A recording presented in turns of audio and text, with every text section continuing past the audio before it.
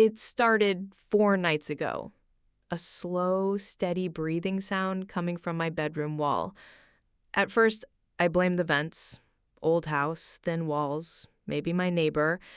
But the pattern didn't make sense. It only happened after I turned off the lights. The second night, I tested it. Lights off, breathing. Lights on, silence. By the third night, it sounded closer, not echoing through the wall, inside it. Last night, I finally got up and pressed my ear against the drywall. The breathing stopped instantly.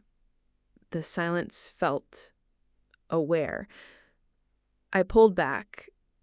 It started again, sharper now, almost impatient.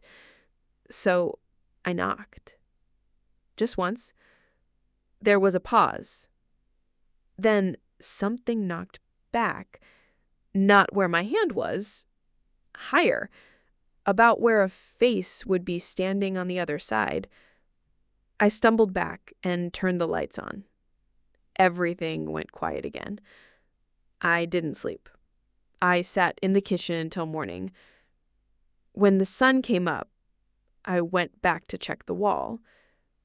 There's a thin crack now, vertical, uneven. It definitely wasn't there before, and I swear it's wider than it was an hour ago.